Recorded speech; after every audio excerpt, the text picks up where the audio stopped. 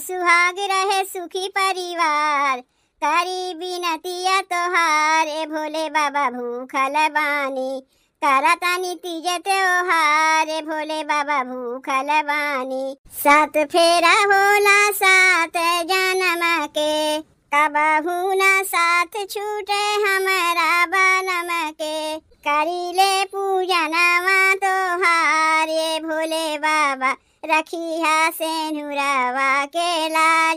ए भोले बाबा रखिया सेनुरवा के लाज। अरे बहनी वो हरियन मुहा कहाँ घुमाए के बैठी है?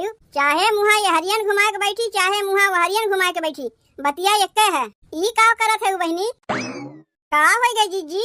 यह देख अपने ननदिया का केला चुराए खात बा। आज से हमार खूब अच्छे से हमें समझाइन है कि देखो दुल्हन, मर्द के उम्र अगर लंबी करे चाहत हो तो तीज व्रत के उपवास करे चाहिए। यही मारे भाग के चली आए नैहरवा। यहाँ तोरे लोग तीज व्रत करत हो तो हमहू तोरे लोग के संगे तीज व्रत कर लेब।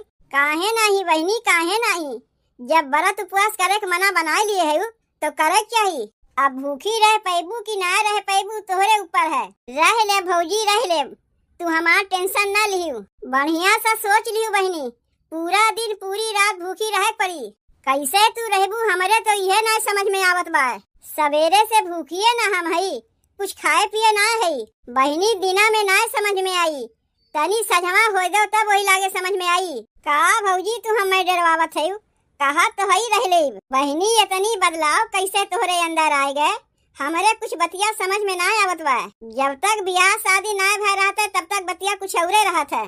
ब्याह शादी के बाद तो बदलाव होइबे करी। कहा था भौजी यही इतने फला में हो जाई। अरे बहनी चढ़ावे के लिए और कितना चाहिए? ये चढ़ावे के लिए है, खाए के लिए नहीं है। देखो बहनी अब से बता दो, रह पैबू तो कहीं भूल से पानी वानी न पी लियो। का बार बार कहा था एक बतिया, रह पैबू तो रह पैबू तो। अरे कहा तो ही रह ले। जहाँ इतना इतना सेव केला खाए मिली तहाँ हम रह ना पाइब। अरे त्योहारवे के बहाना तो फल फूल खाए मिलत है, लेकिन भौजी तो कुल तनी तनी मंगवाए हैं। इतने में तो हो ही नहीं। चली कुछ जुगाड़ लगाई, वहीं चल चले खोई। देखा था धनिया की मम्मी कुल तैयारी वैयारी कर लिए है। जीजी आपन तो कुल तैयारी हम कर लिए है, लेकिन तोहार का है का तैयार होके जब सब केहू जाए लगी हैं तब तू अपन तैयारियां करबू। अरे नहीं धनिया की मम्मी, हमारो कुल तैयारियां हो गए। यह देखो पहिर ओढ़ के तैयार हो गई। बस हमार मन सेधु बजरिया कह के आवे तो वही लागे हम आवत है ना। ले आवा बहन, तोहरे बजरिया से कुछ अइबे नहीं किया तब तो हम सोचे कि जिज्जी आवे में काहे इतनी देरी लगावत है। नहीं वैसे हमरे कुल तैयारियां हो गए बा। तनी बजरिया से कुछ सामानवा लावे भुलाए गए रही, वह लावे गए। पपीता लेके चला आए रही है, वह गहन फेर है। ई पपीता के चढ़ावत है जीजी। अब का तुम्हें बताई धनिया की मम्मी, जितना दिमागवा रही उतने न करिए। कहे रे फल लावे के लेके चला आइन पपीता, कहा तो यो तो फल है। पड़ गए आज तीज, यही से उन्हें हम कुछ बोल ना पावत है। काहे कि अपने मर्द के लिए ना हम भूखी है। लेकिन सुनत है बहनी अब की तोहार ननदिया तीज करत बा। बतिया हमारे कुछ समझ में नहीं आवत बा। जीजी वह बतिया सुन के तो हमहू चौंक गए। ये हमें चौंके वाली कौन बतिया हो गए? तोरे लोग अपने मर्द के लिए तीज व्रत रख सकत हो, तो हम अपने मर्द के लिए तीज व्रत नहीं रख सकते?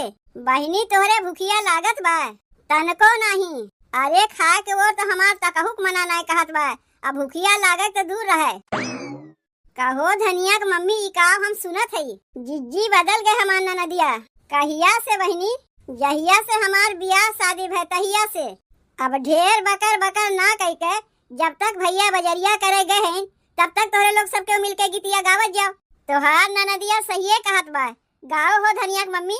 तीज बरत बड़ा पावन औरो सुहावन, औरो सुहावन हो।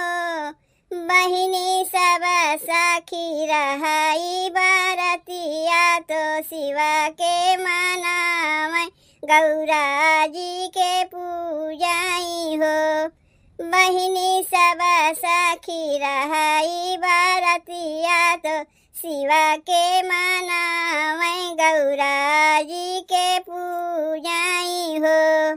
अमर सुहाग रहे सुखी परिवार, करी बिनतिया तोहार ए भोले बाबा भूखल बानी करतानी तीज त्योहार ए भोले बाबा भूखल बानी अमर सुहाग रहे सुखी परिवार करी बिनतिया तोहार ए भोले बाबा भूखल बानी करतानी तीज त्योहार ए भोले बाबा भूखल बानी। सात फेरा होला सात जन्म के सात फेरा होला सात जन्म के कबहू न साथ छूटे हमारा बनम के कबहू न साथ छूटे हमारा बनम के करीले पूजनवा तोहार ए भोले बाबा रखिया सेनुरवा के लाज ए भोले बाबा रखिया सेनुरवा के लाज।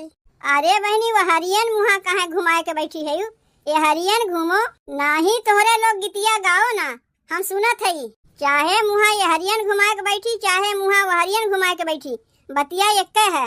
ई का करत है बहनी का हो गई जीजी यह देख अपने ननदिया के केला चोराए खात बा खात नहीं रहे केलवा छील के देखत रे कहीं गल तो नहीं गए तू पहले यहाँ से उठो उठो उठो उठो उठो जब तुमसे भूख प्यास ना बर्दाश्त होता तब का करे के लुलुआन रहे तीज बरतिया करे के लिए तब तो हम सोचे कि जे सोए उठ के खाए बैठ जाए अचानक कैसे बदल गए ई बदली नहीं है अब बहनियों वैसे के वैसे हैं। हे महादेव त्रिशूलिया धई के कोच दो अरे हमें नहीं हई पेटहिया के जौन केला खा के मारे व्रत उपवास किए रही मर्द के उमरिया बढ़े चाहे ना बढ़े लेकिन ई माई केलवा खा के अपन पेटवा जरूर भर ली है तब तो ससुररिया में तीज के बरतिया करबे नहीं किन भाग के नैहरवा आइन कहे कुहा इसे केलवा खातिन ना तो सास झटवा पकड़ के नोच नौतीन यहाँ तो भौजाई कुछ बोली नहीं धाई के त्रिशूलिया कोच दही है ना तब वही लागे समझ में आई जौन खेलवार करे चली है